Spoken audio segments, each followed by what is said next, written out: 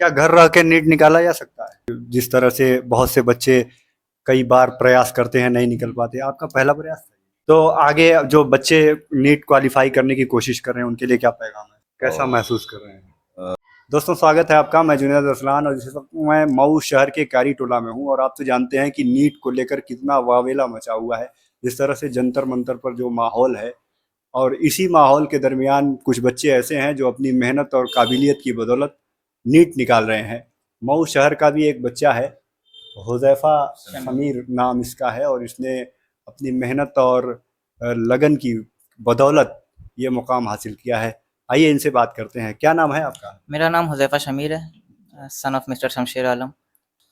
अभी तो बहुत खुशी हो रही है, बहुत अच्छा फ़ील हो रहा है। मेरे फैमिली मेंबर्स, मेरे टीचर्स बहुत सभी लोग खुश हैं क्योंकि मैं जिस जिस चीज़ के लिए मैं इतनी मेहनत किया हूँ और जिस चीज़ के लिए मैं दुआ करता था अल्लाह से, अल्लाह ने मुझे आखिरकार वो कामयाबी अता कर दी और मेरी मैं बहुत सफल हो गया हूँ, इसलिए बहुत खुश हूँ सभी लोग। कहाँ से पढ़ाई की आपने? मेरा प्राइमरी कैम्ब्रिज स्कूल से हुआ है और high school Don Bosco school से, देन इंटर मेरा कंप्लीट हुआ है स्काईलाइट एकेडमी एंड उसके बाद मैंने 1 साल तैयारी की है मोशन क्लासेस लखनऊ से। मोशन क्लासेस से आपको क्या मिला? वहाँ पे टीचर्स, फैकल्टी मेंबर्स, टीचर्स बहुत सपोर्टिव हैं, बहुत हेल्पफुल हैं। वहाँ पे हमेशा गाइड करते रहते हैं टीचर्स को और टीचिंग स्किल भी बहुत अच्छी है। वहाँ पे जाने के बाद मुझे बहुत अच्छा लगा क्योंकि वहाँ पे टीचर्स स्टूडेंट से इंटरेक्ट बहुत अच्छी से करते हैं और अगर कोई प्रॉब्लम होती है, अप्स एंड डाउन्स आते हैं जर्नी में, तो वो वन टू वन इंटरेक्ट करके हमें गाइड करते हैं और बताते हैं कि हमारी कमी क्या है और उस कमी को सुधारने के लिए हमको तरतीब बताते हैं। जिस तरह से बहुत से बच्चे कई बार प्रयास करते हैं, नहीं निकल पाते, आपका पहला प्रयास था? जी, मेरा पहला प्रयास था। कब लगा कि आपको मेहनत बढ़ा दें? एक्चुअली जब मैं 9th में था तभी से मेरा एम था कि मुझे नीट क्वालिफाई करना है और डॉक्टर बनना है, बहुत अच्छा डॉक्टर। और मुझे उस वक्त मालूम था कि कंपटीशन बहुत हाई होता है, बहुत सारे बच्चे बैठते हैं, जैसे कि इस साल 23 लाख लगभग बैठे थे। तो मुझे पहले से मालूम था मेहनत बहुत ज़्यादा करनी होगी, 2-4 घंटे से पढ़ने से कुछ नहीं होगा। तो मैं उसी वक्त से मैं धीरे-धीरे अपना टाइम बढ़ाने लग गया था। तो आगे जो बच्चे नीट क्वालिफाई करने की कोशिश कर रहे हैं उनके लिए क्या पैगाम है? पैगाम यही है कि आपको अल्लाह पे भरोसा रखना है, खुद पे भरोसा रखना है, अपने फैमिली वालों पे और अपने टीचर्स पे, और मेहनत करते रहना है और दुआ करते रहना है अल्लाह से कि कामयाब कर दीजिए। और इंशाअल्लाह अगर आप मेहनत करते रहेंगे, आप उसमें लगे रहेंगे, तो अल्लाह ताला आपको आखिर में कामयाब कर देगा। हमारे साथ इनके वालिद साहब हैं, आप अपना परिचय दें। मेरा नाम शमशेर ग्राफर है, मोहल्ला क्यारी टोला का रहने वाला हूँ। कैसा और महसूस कर रहे हैं? अब तो जितनी खुशी है इसको कोई पैमाना तो है नहीं कि हाँ मीटर से नाप के बता दे या वजन से तौल के बता दे। ये तो एक बाप ही जानता है कि मेरा बेटा अगर कामयाब हुआ है तो वो कितना खुश है। क्या लगता था कि इसकी मेहनत रंग ले आएगी? बहुत से वालिदैन और सरपरस्त जो होते हैं जी वो बैकिंग करते रहते हैं, आपने बैकिंग की? देखिए, मैं तो हमेशा अपने बच्चों को एकदम अपने क्लोज रखा हूँ, एकदम फ्री रहते थे। बच्चों को जो करना है वो करें, मैं उनके साथ हूँ, मैं पूरा पूरा सपोर्ट करता था।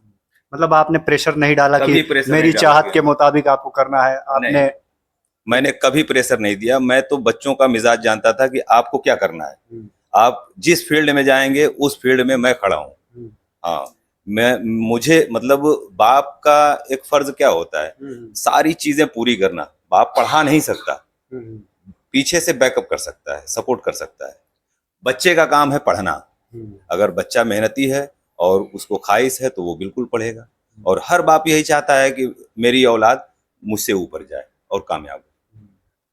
अच्छा, बहुत से वालिदैन ऐसे हैं जिनके बच्चे रह गए हैं, तो उनको थोड़ा सा आप जानते ही हैं किस तरह की फीलिंग आ रही है उनके लिए, उनकी हौसला अफजाई में आप क्या कहना चाहेंगे? देखिए, मैं तो यही कहूँगा कि किसी को पस्त नहीं होना चाहिए और अगर जो बच्चे कामयाब हुए हैं उनको देख के उनको खुश होना चाहिए और अपने अंदर एक लगन पैदा करनी चाहिए। बच्चों को समझाना चाहिए कि बेटा ये देखो, इस लड़के ने कामयाबी हासिल की, उसको देखते हुए तुम भी आगे बढ़ो। तो ये थे इनके वालिद साहब, और मैं आपको बता दूं कि नीट इतनी कठिन परीक्षा है कि तकरीबन 22 बच्चों ने 22 लाख आत्महत्या कर ली थी। तो आप समझ सकते हैं कि ये कितनी कठिनाइयां इसमें होती हैं, और 22 लाख बच्चे इस बार बैठे थे, जिसमें से 60,000 कामयाब हुए हैं, जिसमें से हुज़ैफ़ा शमीर भी है। मैं इनको अपनी तरफ से भी बधाई देता हूँ। और हमारे साथ कुछ और लोग हैं। क्या नाम है आपका? मेरा नाम सिराज अहमद एडवोकेट है।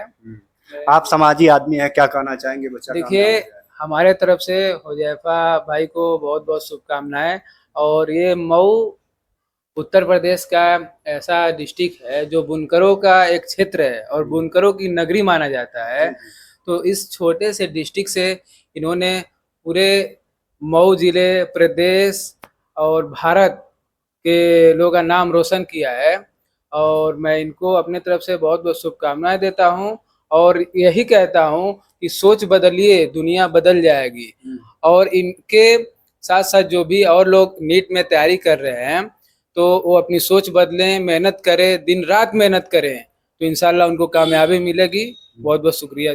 ठीक, आप क्या कहना चाहेंगे? पहले तो परिचय मैं दीजिए। मोहम्मद असलम मानव हेल्प की तरफ से इनको बहुत बहुत बधाई देता हूँ और उम्मीद रखता हूँ कि जो लड़के नहीं निकल पाए इस साल वो अब मेहनत करें, इंशाल्लाह अगले साल वो भी निकलेंगे। उनको पस्त नहीं होना चाहिए और माँ बाप को भी चाहिए कि उनको हौसला अफजाई करें। भाई फेल पास तो हम जिंदगी में लगा ही रहता है। हाँ, तो इसलिए इनको पस्त नहीं होना कई चाहिए। बच्चे ऐसे हैं जो 3-4 बार अटेम्प्ट कर चुके हैं, नाकाम है, उनके लिए क्या कहें? उनसे ये कहूँ कि मेहनत करते रहिए और दुआ करते रहिए। इंशाल्लाह दुआ के साथ मेहनत बहुत ज़रूरी है। पहले जी, तो मैं परिचय दीजिए। मैं इजहार अहमद, मानव हेल्प क्लब। जी, हुजैफा तनवीर जी के यहाँ हम लोग आए हैं और इनको मुबारकबाद देने के लिए। और बहुत खुशी है इस बात की कि हमारे मऊ क्षेत्र का बुनकर का एक लड़का जो कि बहुत कम उम्र में नीट की परीक्षा को पास किए हैं, इनको बहुत दिल से गहराइयों से मुबारकबाद देते हैं। उनके गार्जियन को भी मुबारकबाद देते हैं कि ये और तरक्की करें और अपना जो इनका लक्ष्य है उसमें से ज़्यादा वो अपना ऊंचे मुकाम पर हासिल।